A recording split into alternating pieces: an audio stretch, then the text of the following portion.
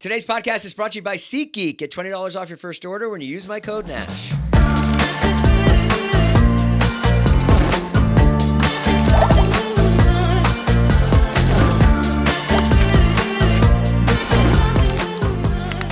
Guys, welcome back to the podcast. We're here with Todd Glass, an amazing comedian, somebody that I've known for 20 years, 25 years. One of the funniest. I mean, you were always just one of the funniest people that you would just go up and riff. I would watch you. I would get so much from watching you. And then I lost touch. I didn't talk to you for 20 years. It happens sometimes. It happens. Sometimes you lose touch. But 20 years later, it's better than never. No, you were always a good guy. I watched you. Todd is here. He's doing a crowd sourcing thing. It's on Seed and Spark. Is that correct? Look at you. You do your homework. Yes. Yes, it is. And it's, I sent you the video. I watched it. And as I'm coming on here today, like this is the first podcast I've done to start promoting this. Yeah. And I'm doing them all. And I was like, how can I show? It is hard to explain the show. I mean, it's a stand-up show. Let me explain it. It's a stand-up show. It's an incredible stand-up show with a band. It has a flavor of sort of an Andy Kaufman old show. Here's what I figured out right there. It's going to confuse somebody. Because they're going to go, and by the way, I confuse people all the time. I think it's like, it's blowing up a stand-up show. There you go. I like that. It's blowing up a stand-up show to its absolute highest point, making a big deal out of it, but still with the jokes and still with your comedy and your style of comedy. If you're wanting stand-up comedy, which I know what it's like to crave stand-up comedy before I even got into it for a short period, a year when I was like 16, and it'll give you that. But, this started from when I would go to comedy clubs and I would realize that you could change the walk-in music because they were being seated. Some clubs open their doors an hour before the show. Sure. And I went, boy, that's a missed opportunity to play some cool music. Right. And then those type of opportunities. Now it's like out in the street before the show. Yeah. And when the crowd's in line, I have a saxophone player playing. Yeah. So the night begins not just in I take advantage of every opportunity. I really do. Before the doors open, when they get in there, the band's playing. Yeah. Not the whole band, but two of the band are playing. Well, they're being seated. After the show, the band goes outside and plays. If I can, I get an ice cream truck to pull up front. Yeah, you even send them home with cookies, which you call entertaining them at home. I do. I have cookies and hot chocolate. The hot chocolate's obviously. And the only reason I'm saying this is because my sister-in-law goes, "How does the hot chocolate make it home?" I'm like, "You son of a bitch." It's a powdered, in a little, Nestle's hot chocolate with 2 vanilla creamers. You need your own hot water. Yeah, and you need your own hot water at home. And I have something they can listen to when they go home. They go to my website and it goes, when you get home, and it says some direction I'm giving you. How much money do you need to mount this show? What are you looking for? Honestly? Yeah. Well, of course, honestly, no lie. Todd, you are a favorite comic of so many famous people, rich people. I would probably say Jimmy Kimmel loves you. I would venture to say. I would venture to say that Patton Oswalt loves you. I would venture to say that. Well, you think these Jeff people Garland loves you? Yes, maybe Larry they'll come David forth. Probably loves you, right? You're a comic. Norm gave me a big compliment. He said, "There's comedians, but you're a comedian." Yeah. I'm like, I'll take it. I saw that. Right. That was on his podcast. It was on his podcast. I loved that podcast. And on my book. I put it on my book. I don't want to be too hard, like I'm an infomercial for the show, but here's what I thought of yesterday and why we need the amount of money we do. And I'll preface it and then I'll tell you what it is. Okay. I have done everything in my power. I started doing this show with the band about 3 years ago. Right. And it just came to another level. I have done everything in my power to make this as tight as it can be. I don't want to be the reason, and I'm so serious about this, that the show isn't successful.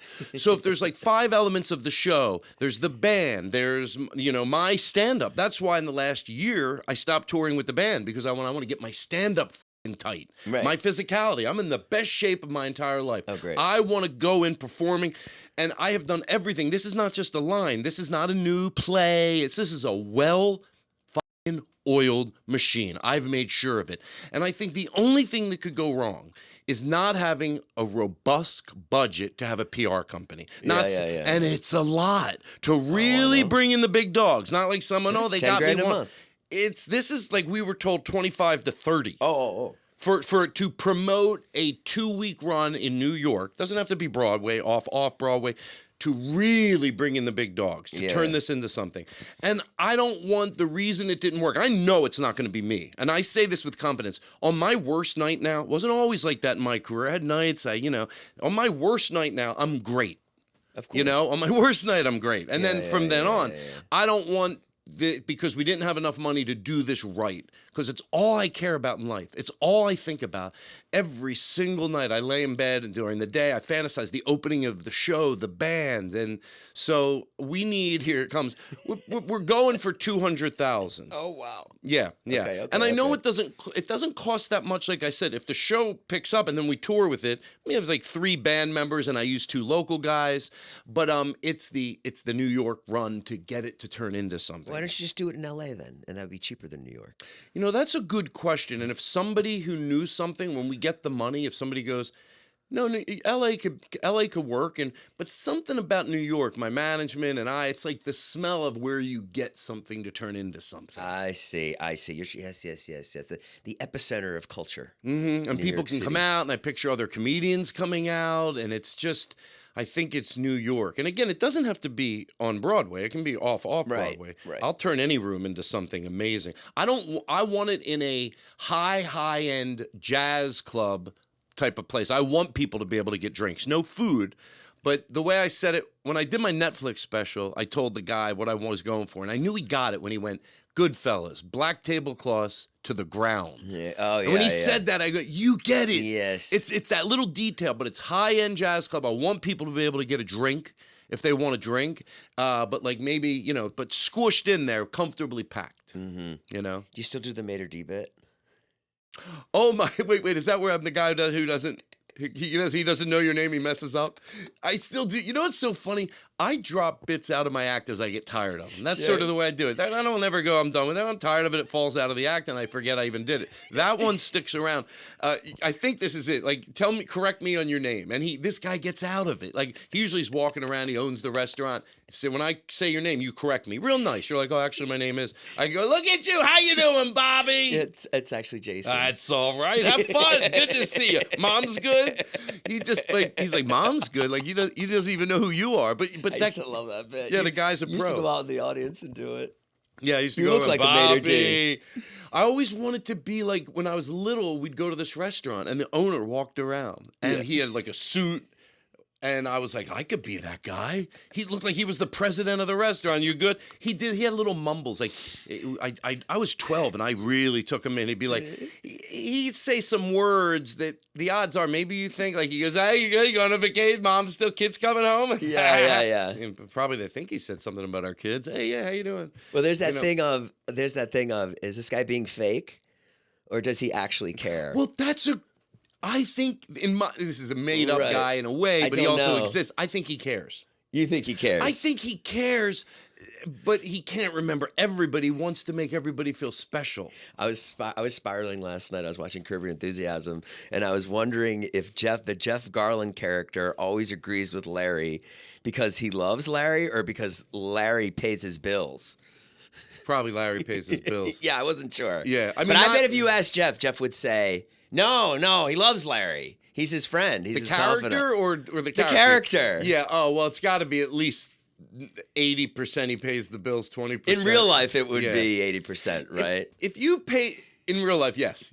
If you pay someone, like I know people that give me, they use me on the road a lot. Yeah. I'll give them an honest feedback but I got to bring it down a little. I still want the work. Now everyone that uses me a lot is going, wait a second, is he talking about me? David Spade's like, hey, wait a minute, I thought he liked my act.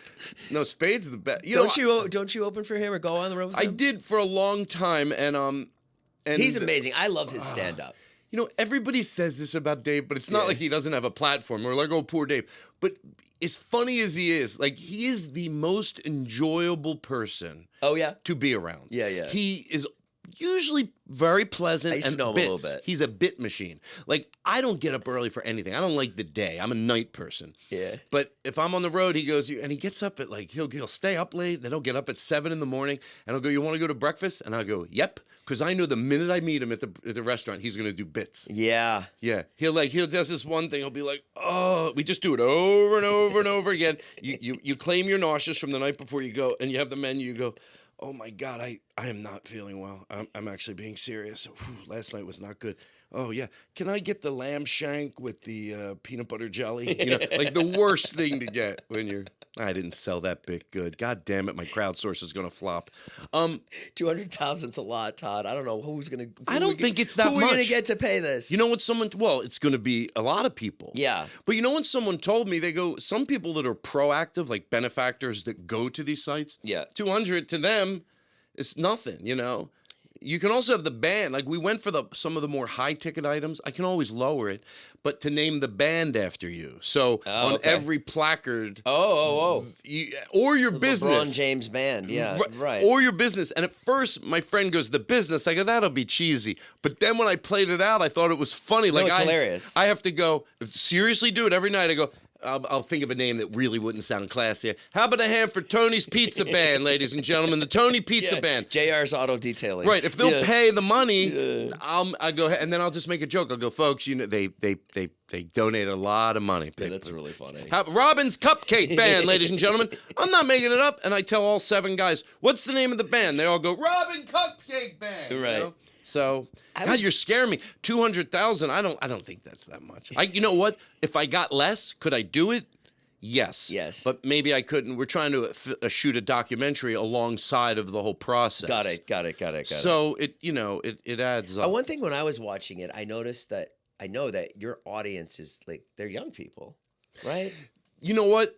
I will say that makes me happy, and I have noticed it, and I hope it's a sign that I'm doing something right. Right. I hope it's a sign I'm doing something right in the sense that, young people aren't wrong because they don't want to go. If you're a comedian, you have a huge draw. You don't have to worry about it. Right. Now, I'm not saying I'm socially aware and on the right side of history because it brings me in a younger audience, and I don't complain about how dumb kids are because I feel that way. Mm-hmm. But if the outcome of it is that young people will want to go see me because they don't want to see an older person on stage, and don't you understand it that this sucks and that sucks and movies suck and everything's better back then and everything today sucks. Well, okay, even if you're right, they don't want to go see you. Yeah. So I hope because I don't do that, because I don't feel that way, that it has kept me. I think everybody's the same. I think young people and old people are the same. You know what? It's like you're funny or you're not, and that's what when I was watching your video. I was like, I'd like to see you get an older crowd too. I get both. Get people that come in there that are our age or even older. Yeah, because those people have money to spend on a big ticket too. Mm-hmm. I get both. You get both? I get both. And I was thinking about something today, and I wrote their name down because during the pandemic, I started to fall in love with TikTok. Yeah. And I fell in love with it because, first of all, I realized I had the time to really dig into it. Because any forum, whether it's TV or movies, or music, if you don't have time to dig into it, you're going to think it's not good. Right. Right? Same thing, young kids know there's good music. There's always been a lot of music, even in the 70s or the 50s. Every year's had tons of music. Yeah. But when you're young, you remember the good stuff. Now we're remembering all the brilliant music. And yes, there's a ton of it, but there was a ton of shit. So if you're going to just look at TikTok and scroll around it, you're going to think it sucks. Yeah. But that's true with anything. And yours are so funny because they're basically like you just played the weird old guy. Yeah. In this. Can you call up one of Todd's? It's funny. I never think of myself as the weird old guy. But you realize on TikTok when you enter that arena, they're going to go, oh, it's like their uncle. You're like, yeah. Well, that's what I did when I started doing YouTube like 5 years ago. I was working with all people in their 20s. And that's who you are. I was 44 years old, but they're like, that's the old guy. Yeah, of course. And you're not old. No, I know. Well, I'm older, 44. Definitely. I'm older. That's how you get branded. And also, if you've been in a car accident.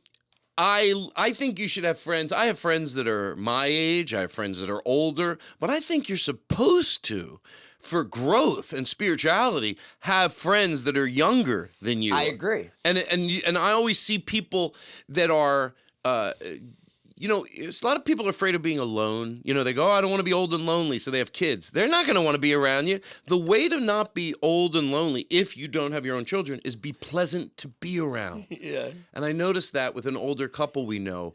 Me and my ex we knew, and they were in their 75 or 80 even, and everyone wanted to be around Barry and Joanne because they were pleasant to be around. Yeah. If you're pleasant to be around. But I like being around youth. I really do. Matter of fact, about 3 years ago, a lot of my friends, and I'm glad they're busier now because they're working. It's a good thing. They don't have the time. But I go, I'm going to make new friends, guys. I'm going to make new, younger friends. So when I would go to a show in L.A. and I would see a funny comedian, normally I'm like, oh, that guy's funny. I go, hey, you're real funny. And then I'd take off. Now I stick around. Yeah. And then 5 months went by and I started having all new friends. I tell them, I don't need you anymore. I don't need you at my house going, I got to get up early. Oh, I got all new young friends now. And they're fun and they do and they're happy. Yeah. And they're comedians. They're comedians. Yeah, some of them are comedians. Some of them are they just do content. Yeah, so we're similar in that way. We've branched out and it's great. It is great. It's great. Chad Maxwell is the one who helped me. He has a presence on TikTok, and a friend of a friend, my friend Cam Kavinsky, introduced me to him, and he comes over once a week, and it's pure joy. Someone else, another group of kids picked up Brian Holtzman. A group of younger comedians. Oh, really? Yeah. So when you go, they tour and then they take Brian Holtzman with him, and you're like, I remember when Brian Holtzman was like super young, and like now he's our age, and and I think that's good. That there's a lot of success with that. I had a podcast with somebody who was 25, and it's great. It's great for content. They get a lot out of it. You get a lot out of it. Yeah. The differences between you cause a lot of comedy. You know what I mean?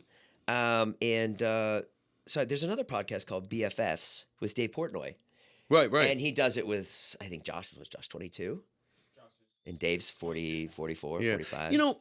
We have more in common. Now, maybe I'm a little different than the average person my age, but I was never forced because of what I do for a living. I don't like to act. I don't like to go on auditions. You don't like to go on auditions. All I do is I love to do stand-up. It's what I'm best at. And that's why, it was actually my brother who said it. He goes, if that's what you're best at, why don't you just get that show? And that's why I'm doing the crowdsource. Like I've been doing this for a long time and I still love it. Yeah. So go make it something. Go turn it into something. And that's why the money. I could go to New York and put on a kick-ass show, but if I don't have the robust budget to bring in a PR company, it's a waste of time. It's a waste of time. And where do you go now? Do you tour? I do. And again, I do really like it. There's some really good clubs out there. There's a lot of bad clubs, but like we said, that's true with everything. But I go to places that I really love that are Comedy on State, or whether it's, the Vermont Comedy Club, the Helium in Philadelphia. I'm actually gone to Next in Line this time in Philadelphia. But of course, you can't think of any when you're trying to think of them. But I go to clubs that are not restaurants with stages. Yeah. And, the ones that like comedy. The ones that like comedy and respect it. Daniel Tosh said something I love about comedy clubs because it makes it look like I'm not nitpicking. Just because everybody does it wrong doesn't mean you're nitpicking. And he goes, forget about the bad clubs. He said this 10 years ago, and it relates. I love it. He goes, forget about the bad clubs. Forget about the bad clubs. Just the good clubs. They suck too. Yeah. And I knew what he meant. Like, even the ones that are good. Now, there are exceptions. They're the A++ rooms. Some of them that I just mentioned. They run them like comedy clubs. They don't run them artistically. There's not a cool, swanky vibe. I always say that about clubs. Like, it's tough to tell someone you're playing the funny bone. It just sounds ridiculous. It does. How much cooler does it to say I'm playing Vermont Comedy Club, or I'm going to be at Comedy on State, or even the Improv in D.C. That's still, I'm going to be at the Improv in D.C. Yeah. But so I try to go to The these Giggle clubs. Hut. The Giggle Hut or the fuck bucket or something, whatever. I don't know. But yeah, some of those names exactly. I used to make fun of those names because they were just silly names. But as I get older, I realize I don't want to tell people I'm going to be at some stupid name. It's embarrassing, But anyway, there we go. There's my Let's watch. Can you call up TikTok? Call up Todd's TikTok. Let's see if we can watch one of the funny ones. If we can just find a funny one and we'll cut around. Because there's so many. There's quite a few that are great, and they're all shot the same way. Starbucks is doing something about it. Now they have this. They leave all these free coffees at the end of the bar. Those aren't free. Those are for other people. Right? Yeah, everyone. Don't you just take coffee that other people ordered? What? Do you take coffee that other people ordered? It's just a dumb stare. You know what's so funny? My manager said something. He goes, "It's like it's I want people. This might confuse you. I want people to know they're fake. I thought they were so over the top they're going to know they're fake. Now, in the beginning, nobody did. Yeah. But now you can tell in the comments they do, and they're playing along. Yes, And I love when they play along. Like, no matter what I do, no matter how stupid it is, there's a huge group of people that defend me. And I know they're playing along. Yeah. Comments They'll be like, so good. So what? He had to taste the lemonade. He needed to know if it was good. It's always like having my back. But the Tim Heidecker does that in his show on cinema. Mm-hmm. He plays he has a movie review show and he does it with another guy, and he treats the other guy like shit. So, I know. Have you ever seen it? Yes. And it's so good. It's absolutely like the peak of comedy. It's so just brilliant. Great. And then what's even better, the layers on it, the comments will take Tim's side, and they'll be like, "Man, Greg's being such an asshole." When Greg is the nice one. And just like that other layer of it is like my manager so goes, it's like there's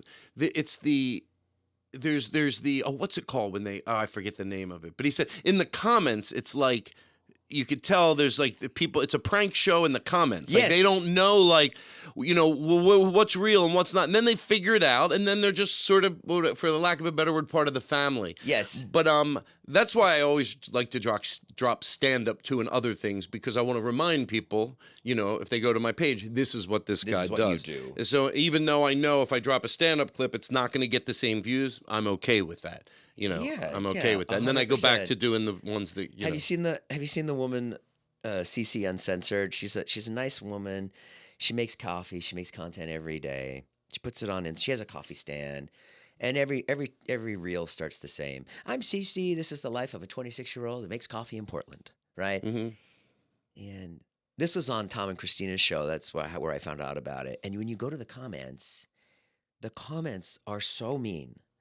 The comments are just hate from Arizona, hate from Iowa, and then they get really creative with it. Like it's like, and it's awful. Why are they hating? But it's driving her algorithm, and she's just getting more and more and more famous just from all these hate comments. And now it's gotten to be where it's like, I would think if I was her, if I saw the hate comments, I'd be like, oh yeah, they actually like me. They're here.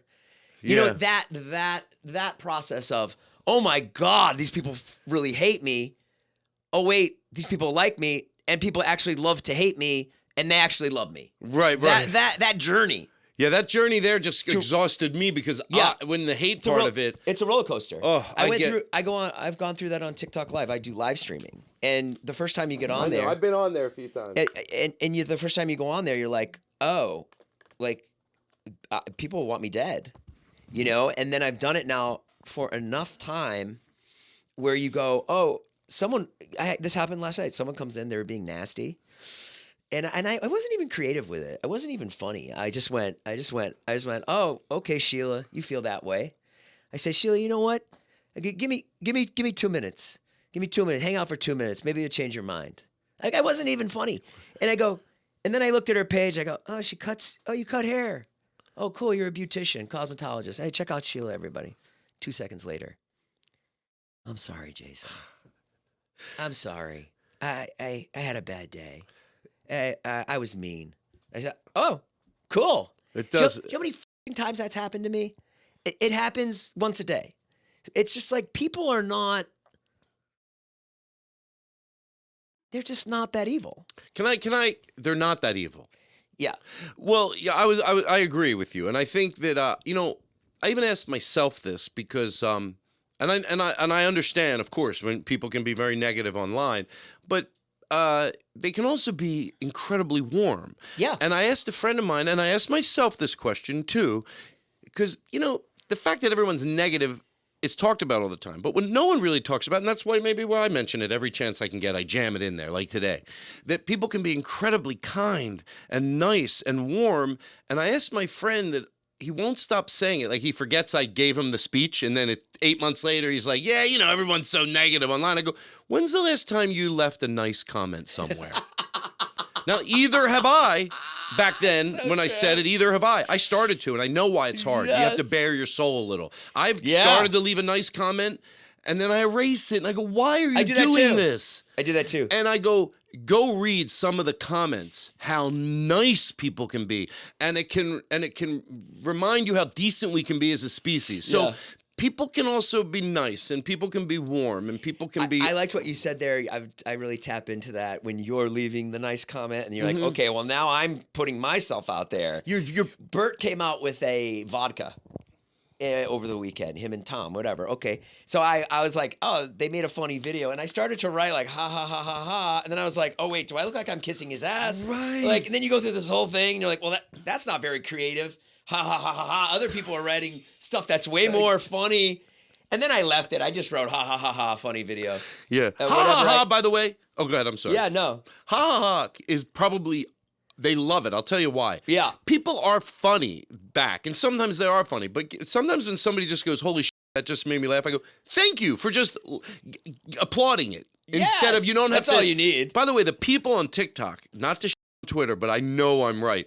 The people that play along on TikTok and Instagram are so much funnier than the people that used to play along on Twitter. Yeah. I always felt Twitter, that just, instead of just saying, boy, that was funny, they had to have some comment. You can just laugh. Yeah. But on TikTok and Instagram, sometimes I read the comments and they make me laugh, Well, it's there's less at stake.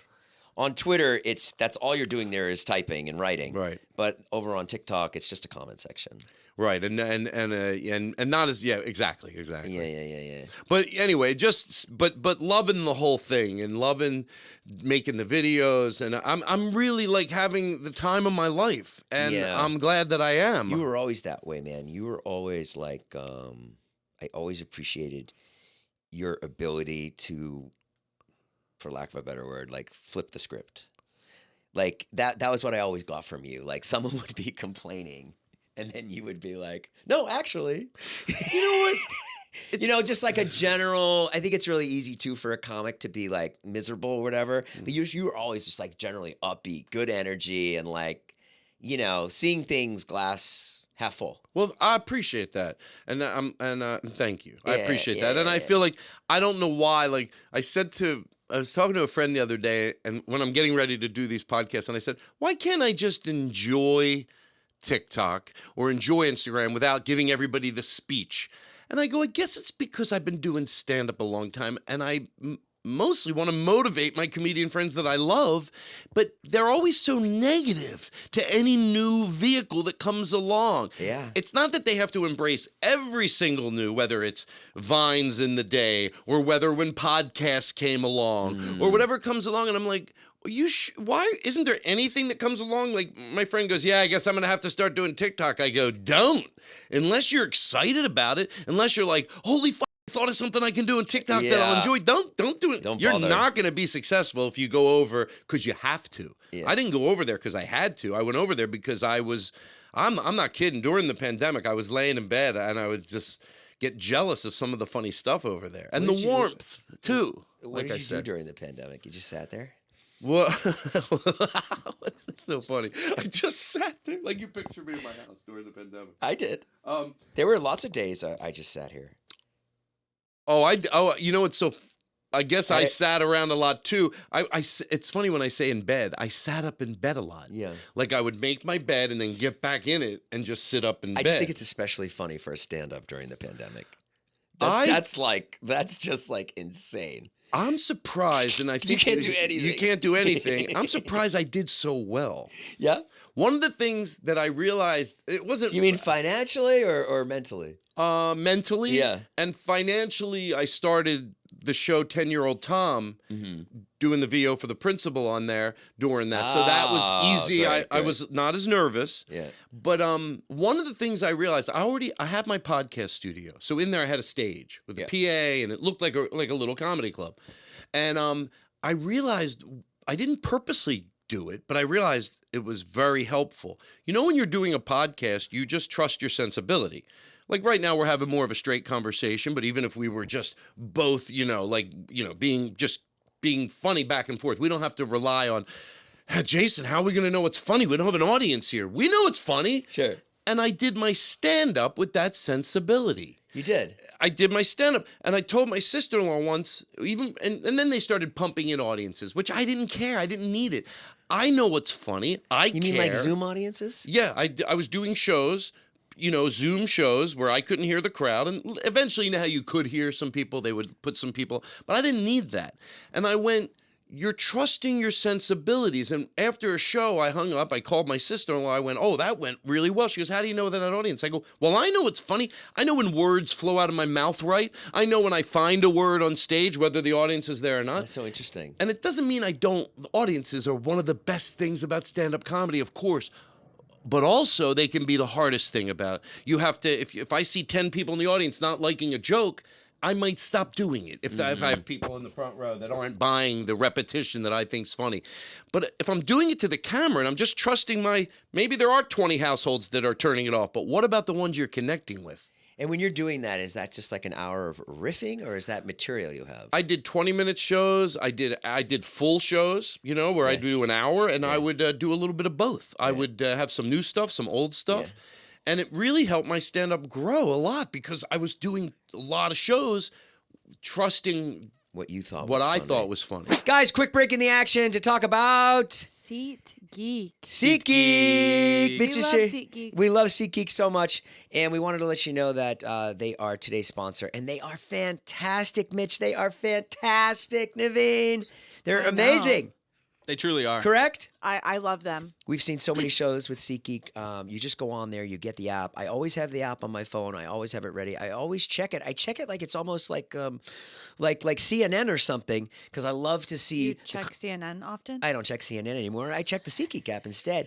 And because I love to see what's coming to town. I love to see what's here. Do you get your news from SeatGeek? I get my news from SeatGeek. And right now, SZA is coming to town. Oh. Yeah. So I love to go and check. They have the top 10 events that are happening in Los Angeles. So I always have the app on my phone. And right now, guys, if you use my code Nash, you're going to get $20 off your first order, which is an incredible deal.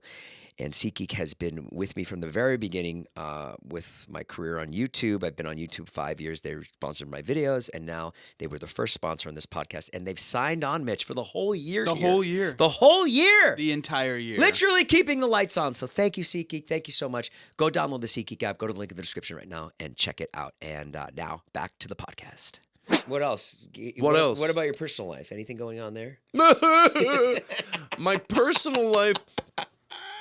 Well, I'm not in a relationship right now. You're not? No, I was in a long-term relationship. Yeah. For like 13 years, but that was 10 years ago. And then I was in one for about 3 years. And both of them have incredibly amicable. My last, the person I was with, we're like more than amicable. We're extremely close. We're very, very close. It is so much better. They didn't come after you online or anything? No. Hopefully not. So right now I want to be single. If I met somebody, obviously it could change, but I'm not searching for it because I just really want to work on my career, like put 100% into my career. I want this show. I want to get this show to New York, and I so bad. Like when I tell you, I just daydream about it and dream about it, and so I want to put everything in my power into this show to make it something really cool. I had a really funny thing the other night. I was talking to my son, and I was talking to my kids, and they're like, we were talking about gender and sexuality and all this stuff. And obviously I'm all for what everybody wants to be. Somebody was in my chat the other day, and I said I saw her name, And then I said she, and then I looked at the thing and it said, oh, DID trans. I said, I'm going to sound like I'm like trumping myself up. I said, oh, what are your pronouns? You know, I said that. She wrote back, oh, that's really nice that you asked. It's they, them, like that. So, oh, cool. So that was like a nice experience, you know, to do that or whatever. And then we were talking about like getting surgery, stuff like that. If you're trans or whatever, and trying to explain, and I was trying to wrap my head around it. And I was like, that seems really drastic, you know? And so we talked about it for like 20 minutes. And then my son, he got me so good. He goes, okay, imagine you woke up as a woman tomorrow. I go, you have breasts. I go, okay. He goes, but you felt like a man. He goes, what would you do? And I go, I get a surgery. Right. Which I just thought was like such a smart thing to say. It's very, you know? Mm-hmm. And I like that your kids, that you give them a listen because, you know, remember I said I talk about comedy clubs a lot? Yeah. This is the other topic that I talk about a lot. And whenever I talk about something a lot, I always go, well, just explain why you do. And I don't think the other side of this, the side we're talking about, understanding it, gets enough attention. And I'm constantly trying to think of clean ways that not only I could let younger people know I get you, because not all younger people are on board with it. Even saying that as an older person, I get you. Well, meaning, well, but I genuinely mean it. I know you do. I genuinely mean it. And you know, it's easier to, I always think, how clean can I explain it? And I had a discussion with this with a friend of mine. Yeah. I won't say her name, or I'll try not to, because, you know, who knows, but I don't want her to feel uncomfortable. But she was having trouble with all of this. Yeah. And I tried to hit it from a different perspective, cleaner. And I hope this does, otherwise I'm wasting your time. But if what comes out of my mouth is clean, you'll be like, I'm glad I let Todd say it. I'm not going to try to explain the different levels of people transitioning and argue that, because I think I'll lose. Some, you know, Ben Shapiro on a good day could be better than me. But I will say it from a broader perspective. Right. I said to my friend Teresa, what about if you just looked at this like a revolution of how we identify? We're shredding the confines. And, you know, straight white men can benefit by that. I'm not saying that the struggles they have are as much as other people, but there's a lot of straight white guys and straight white women that conform, that don't want to conform. I said, isn't there anything forget about all you don't like about it and what you don't understand. It's confusing sometimes. Sure. No one, you don't have to defend that it's worth learning about to say it's confusing. It is confusing. But forget about all that, the stuff that confuses you. Is there anything you could partake and like? And she's smart enough to go, no. And I go, and that should bother you. Not that there's something, I gave her the line read. I said, not that there's things that can't confuse you. But, and maybe you're even sitting over there thinking, what the f am I talking about? I know exactly what you're talking about. Is there anything like, you know, with me, like if somebody wants to, what the f it is, paint their nails or wear shoes or cross their legs like this or stop that bullshit. Get a pedicure. You know, things have changed. And to me, it's funny that some older people, and I don't want to get angry because I know that doesn't grab people, but if I say it like this, it really perplexes me where the anger and the rage comes out. Why is it hard to understand? You're basically saying this. I can't believe that 50 years later, young people want to identify different. I don't get it. Yeah. Doesn't that sound crazy to you? Like, doesn't it sound crazy, like, in every other aspect of the world, like, when it comes to a fly, there's 100 types of flies. When it comes to this plant, there's probably 100 ferns. But when it comes to people, doesn't this sound silly if somebody goes, all right, we're going to break it down so everybody can live a comfortable life. We'll have a man and a woman. Okay, everybody should be able to live a good life like that. Yeah. Doesn't that go? And all the people that complain about how bad it is now and the overcorrection, you know why I don't think they really give a shit about society? Because they never talked about the undercorrection. You know, you go to a lot of comedy shows now, they go, oh, now if you're a white straight male, you can't get work. Now if you're a white straight male, you can't get work. Maybe that's true a little, but you had a good ride, and you never complained back then. If you did, I would change my opinion. I swear to God, I'm not just saying. If someone goes, you know who did, and they gave me a name, they go, he used to walk around in 85, 88 going, oh, there's more just men on the show. No men were walking around back then going, can you believe there's only white straight men on every show? Every show, it's probably 90% white straight men. They didn't care back then about the undercorrection. So if there is a slice of overcorrection, who gives a shit? And I don't think booking diverse comedy shows is a mercy mission to the diversity. They always look at it like that. It makes crowds better. Whenever I go to comedy clubs and the crowds are great, I look up on the wall who's been there. I agree. And it's always diverse. Yeah. And they're Especially better in crowds. comedy. They're better. They listen more. They're You're getting something different. Mm-hmm. When you get 9 comics in, if I've seen 5 white guys, that 5th white guy, you're like, oh my God. I like the diversity. And people go, oh, well, there's, and as far as anybody in my head going, well, yeah, there's going to be bad when they, out of the pool of diversity, you know, all over the gamut, there's going to be bad comics, but there's not enough, there aren't enough straight, white, bad fucking comics. Right. So, you know, I understand the changes. They make sense to me. And, you know, my own paranoia is that people will think I'm just trying to ingratiate myself to youth. I'm already pissed at them for what they're not going to accept. I'm already trying to get ahead of them now. Hey, got your back. But whatever, maybe, you know, maybe in 2028, maybe they'll be like, I can't believe I have to call a chiropractor, a doctor, whatever. I don't know what's going to be new down the road. But anyway, there's my speech. I thought it was so cool that my son like got me. Mm-hmm. You know, he just like nailed me. I was like, right. Oh my God, you're 100% right. Because I would get the surgery. I would be there the first day. Right. I would be like, get these kids off of me. And they always, I'm a guy. And you know what else? I got to give this a jab because they're always, you know, if you go to the doctor and you lie about what's wrong with you, he's never going to be able to diagnose you. Yeah. And they always go to. It reminds me of an old Patton Oswalt joke where he goes, you know, if somebody would just say, oh, two guys kissing is f***ing gross.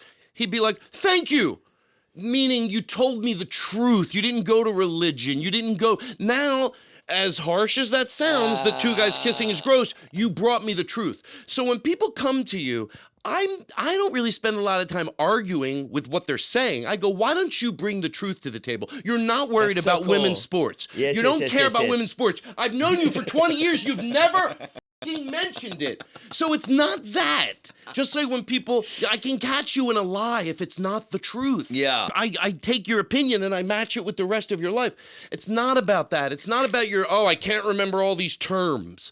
I thought about this 3 weeks ago. They go, oh, now there's this and there's non-binary. You remember all the negative ones, no problem. Yeah. You know, whether it's, you know, I don't want to go through the words, but, you know, whether it's bitch or cunt or faggot or N-rig or N-rich or Karen came along. Every 10 years they give a name to a group of young people, millennials, that you use to identify them negatively. So you have no problem with your memory unless it's going to be used to help people live a better life. But when it comes to negative slangs and new words, you're fine with it. Your memory's great, but don't try to teach you a new one that might help someone live a better life. Okay, which of your celebrities can give us this 200,000? Which of your celebrity friends can give us the 200,000? You know why we did the crowdsource? Because if one person gave me the money, unless it was like you just give the money and you don't get to give any notes, or we don't have to check in with a group of people that are maybe, you know, that it might slow the process down. We thought, I didn't want to do a crowdsource. At first, it seems, to be honest, I thought, oh no, I don't want to do that. Yeah. But I started looking at other projects that have been funded on, what was the site we said? Sparkle. Spark and Seed? Seed and Sparkle. Well, I'm glad you're here.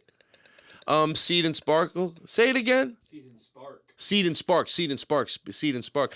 I saw some really creative stuff. And so I'm not going to, hey, if they choose to come to my site, and I'll see they donate. I'll see who donates. Yeah. But I didn't want to go and ask. You know, I did ask one person, to be honest, and they were incredibly melted my heart. They called me right back. We had a meeting, and we were going to go down that path. And we decided that it would be better and quicker to maybe do some type of crowdsource. We were in the beginning process of talking about it. Right. But as far as one person, I mean, hey, if there is somebody out there, I'll tell you this real quick, because I know we're going to wrap it up in a second. Because you know, we've been here for a while. Yeah, we have.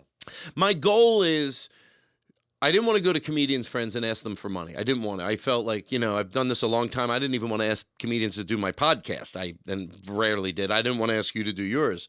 But my goal is, once I get the money, to then go, this I'm comfortable doing, to some of my comedian friends and asking for their name.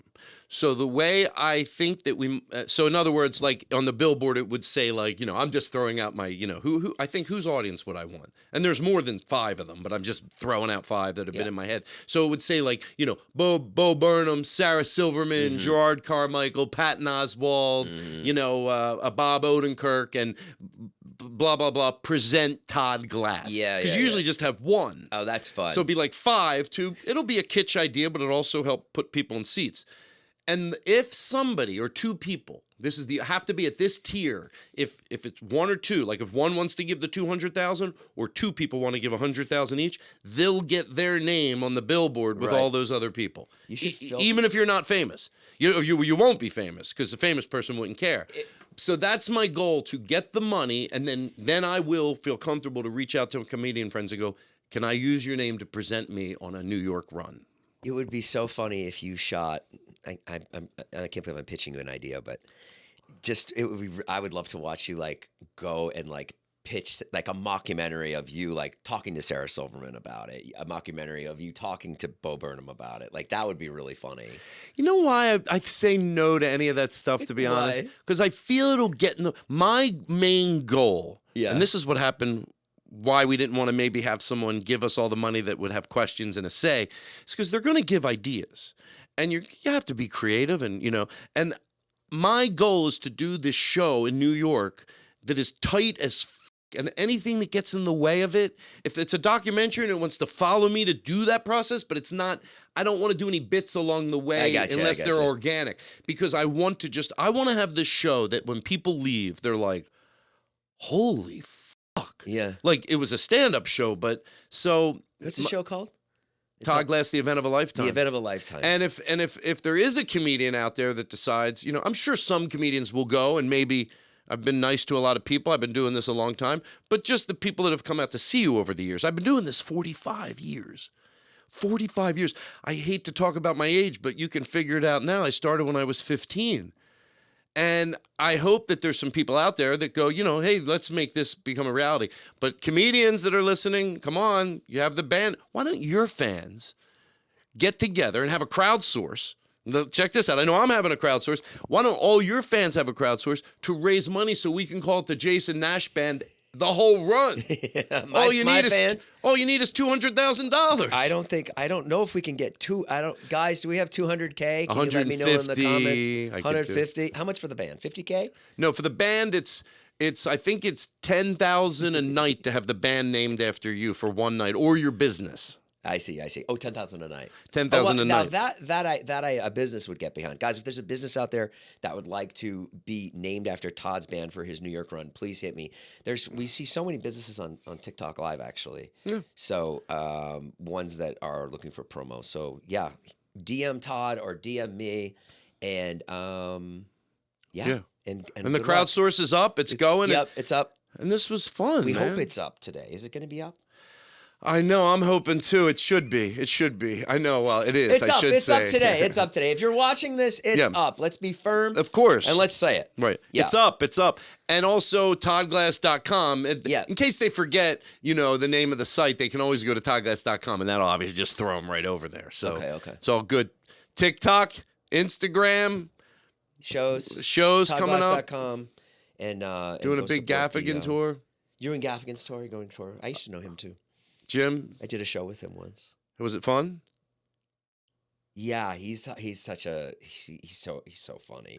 He's so funny, and I like the offstage Jim is like so different than the. It's very different, right? It's so funny. It's also the same, but what I personally like about Jim, if I didn't like Jim, I would not say it on a podcast. But I can say what I feel about Jim because it's very easy. I love touring with Jim Gaffigan because he likes to go out after the show, like to dinner. Oh, that's nice. And that's my favorite thing to do. I like that too. Not get on the bus or get on the plane and go right to the next city. I want to go out to dinner. It's just me and him and the tour manager. Yeah, his son is going on this tour with us. How old is his son? And his son is 17, and he's great. He's great. He does stand-up? No, but he was opening up the show with like a minute or two. It's actually funny. But so going on tour with Jim, I do a ton of Jim Gaffigan dates, and they're fun. And Tosh dates too, Daniel Tosh. I tour and Tosh? Yeah, he's another one. He's great.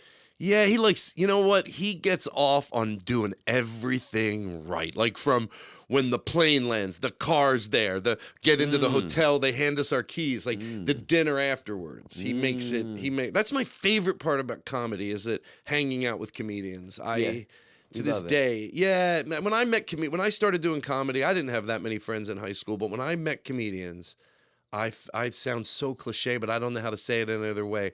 I found my people. Yeah. And I think comedians, even the ones that I disagree with socially, even those, there's a lot of comedians I really have a lot of affection for. They gave me a life. They gave me a life. They gave you something. They gave me something to do, and I still feel the same way as I did all those years ago, hanging out with comedians. When they're coming over to my house, I'm like a kid 20 feet from Disneyland. Just get giddy inside, Okay. So there you go. Good. All right. Well, and now we need the 200K, guys. So go ahead. And I am dying, too. If I was dying. Can I say something? Sure. There's going to be a lot of comedians. If I point to this camera or this camera, I'm not dying. I'm honestly not dying. But if I was, this footage is out there. And you're going to feel, am I doing this to make you feel guilty? Well, I'm going to be dead. So it's not about me. I'm going to be dead. I'll be dead. But I guarantee you're going to feel guilty. You're going to be like, I could have named the band after me or just given them 50 grand. Don't do something that's going to make you feel guilty the rest of your life. Please. All right, guys. Go check out Todd, toddglass.com, and the link will be below if you want to go check out the GoFundMe. All right. Take care. Peace and love. Bye. Thanks, Todd.